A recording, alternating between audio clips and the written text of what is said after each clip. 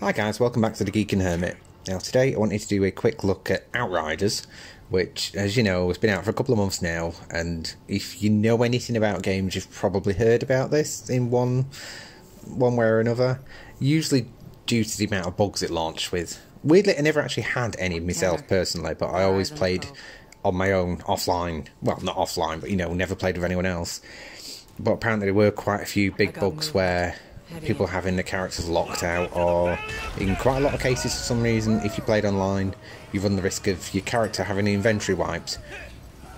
Now these bugs are now getting fixed now because they've actually released a patch not long ago to kind of restore the old things, but the fact it took weeks and weeks and weeks kind of put a lot of people off the game, and I think it probably killed some of the momentum the game had. Now I want to talk about the actual game itself rather than the bugs and stuff, so what I will say, try it first of all. There's a demo out which is still ongoing apparently, and it's a good couple of hours of game at the beginning, and that gives you a good oversight to what the game's going to be like. And I think it's weird, the demo actually had no problems whatsoever, and then the game came out and then woof. But yeah, the game itself, I kind of liked it. Kind of the closest comparison I could probably make is Gears of War, where it's like an over-the-shoulder shooter, third-person cover shooter. But it's actually class-based this time, so there's 4 different classes you can pick once you get to a certain point in the game. And yeah, like Technomancer, which is kind of like long range, heals and gadgets and turrets and stuff. Pyromancer, which is kind of mid-range, kind of use fire and kind of conjures explosions and whatnot. That's the character I played as. And Trickster, which I think was one of the most popular ones, which is kind of more close range, and you could kind of manipulate space-time and bounce around and zip around the place. It's a good class, but I couldn't get my head around it. And the Devastator, which is basically the tank of the game, which just takes most hits but plays with rock and can kind of make rock pillars and have rock armor and stuff. So actually they do have like skill trees as well, which you can kind of, as you level up obviously you get points and you can kind of master certain trees, or you can have higher bullet damage or higher ability damage. So me with the Pyromancer, I could basically make myself into a fire god by the end, like doing explosions all over the place, and it is good fun. I did like that part of it. And it's weird, it is a cover shooter, but it kind of encourages you not to use cover, because you don't heal by hiding like you would in any other shooting game. You heal by actually doing damage and killing. So if you kind of play defensively a lot, you're not going to last very well, so you kind of have to play aggressive, which takes a bit of getting used to, but once you get to the swing of it, it actually makes a really good fun game to run on. And it has this thing where it's like a scaling world tiers it has. So when you start off tier 1, tier 2, and it goes up and up and up, kind of like Diablo had, where the harder you go, the better the drops and more XP and rrr. So it's kind of, you kind of have to keep pushing and pushing the limit as how far you can go. You want to play in the hardest difficulty possible to get the best drops and get the best gear and level up faster. And I really like that part of it. The only trouble is when you get to the higher tiers, I think it's like, well, I think it goes up to like 15 or something, but when I got past like 9 or 10, you've noticed a massive increase in some of the damage and some of the little sniper shits in the corner, especially as a Pyromancer, because you don't just get health for hitting people, you have to actually tag them with a fire damage thing first and then kill them, so you got less incoming health and regeneration and whatnot. So if you weren't careful you could get your head taken off by a sniper from miles away.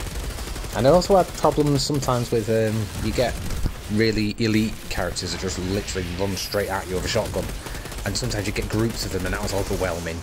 But other than that, actually it's a good game. I enjoyed myself with it, and I really like the mechanics. I like the guns, I like the gunplay, I like the different kind of weapons you can get. And when you get a legendary and some of the abilities to get, they're really, really good. Also, you can break down weapons, because certain weapons will have abilities on, and if you break down that weapon with abilities on that you don't have, you can then learn those abilities and then later on craft your own gun or amend another gun and stick those abilities on. So you kind of like Pokemon, you go around collecting these abilities. And that was a cool feature. I really like that. It's a bit unclear, it's not really explained early on how you can tell easily enough which abilities you have or not, but there's like a little symbol at the top, on the top of the ability, which means if that's there, it means you've already got it. Well, it took me ages to work that out, which I am a bit thick though. So I thought that was really, really clever. I really did like that part. So for the actual story of it, the story starts off really well. You start off landing on this planet miles away because Earth's screwed, basically. You land, really luscious green planet, and then it all goes to shit really, really quickly, and everything goes wrong. And then you wake up about 40, 50 years later, I think it is. And it's just constant war. So the planet you just landed on, that's lush and green at the beginning, is just full of like Mad Max type enemies, and everyone's gone nuts.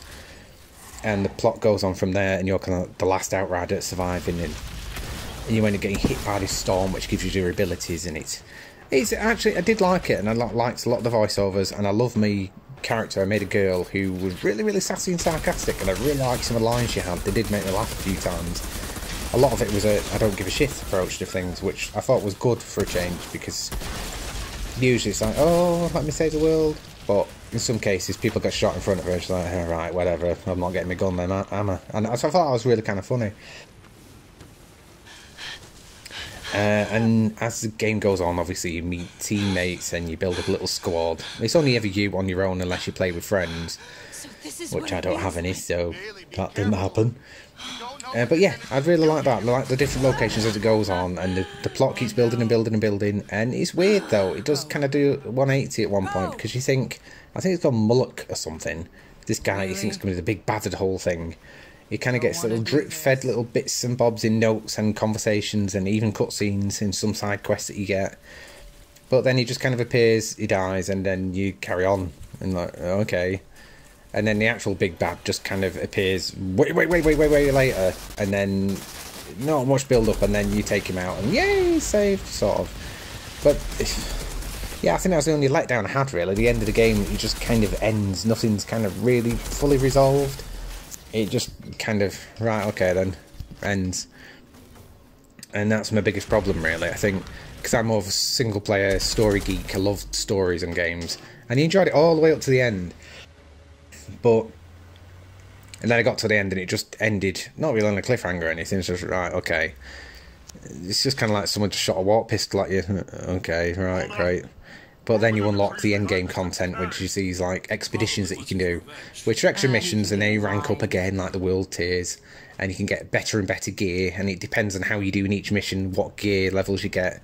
Kind of remind me of Mythic Dungeons, really, in Warcraft, where you kind of have to speed through them, and if you're below a certain time, you get the better gear.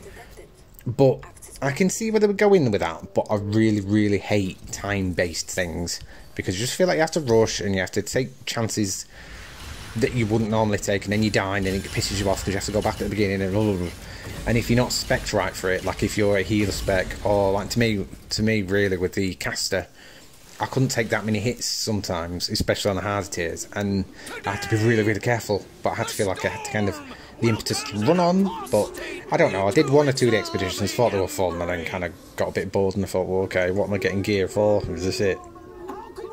And yeah, so basically I finished the game about 2 weeks ago and I've not been on it since. It's weird, when I actually logged off the game, I had really good positive vibes about the game and I enjoyed it. But the sheer fact I've not been on it in 2 weeks and I don't feel any impulse to go on it at all is kind of not a good sign. It might be a bit better if you've actually got like a group of friends that can go on and grind stuff out. That might be kind of fun. But really, unless you release any other story content or DLC or anything, I don't think I'm ever going to go back. So yeah, it's stuck on 40 hours on Steam, and that's probably where it's going to stay. To be honest, about 5-6 hours of that was originally logged towards the demo, so it's probably closer to 50 hours actually. But because if you play the demo, you can import your save, which is a cool feature. But yeah, the fact I just don't feel any impulse to go back on it. I mean, there's still some side quests to finish off and whatnot, which kind of flesh out little bits of the side story. It's a shame I actually enjoyed some of the side stories more than the main story, because you get little notes and little things going around, and I really like the story content they've got hidden in certain parts. But then the main story just kind of... that's the best way I can explain it, just really... It might be worth grabbing if it's cheap, I think. But unless you do some more work to it, I wouldn't suggest buying it. Maybe if you've got the Xbox Game Pass, I'd try it on that. But I'm kind of a bit annoyed that I paid 50 quid for it on release date. Because that was a proper advocate for the game at the beginning, like, oh yeah, get it, it's going to be amazing. A really good thing is after this, and I've got good vibes because I loved the demo and I thought it was amazing, and I thought I'd be playing it for hundreds and hundreds of hours like I did Destiny and all the other crap that you can name. But I've finished it and I've not been back on it once, and I don't feel any urge to play a different class to do it. So I didn't mean to trash the game really, because I did enjoy the game. It's just it's a bit disappointing. Like, I think if I had the option now on Steam to sell my digital copy to someone, even for a quarter of the price, I'd sell it. And I think that's probably the worst thing I can say about the game. Yeah, did I enjoy myself with it? Yeah, and you may absolutely love it. There's nothing massively wrong with it. I think most of the bugs have probably been blown out of proportion. If you play offline, I had none. None at all. I mean, I had a graphical glitch that fixed itself quick, but I had no game-breaking glitch at all. So if you play offline, you're perfectly safe. And I think at this point now, they've released that many patches. I'm assuming playing online is probably safe as well.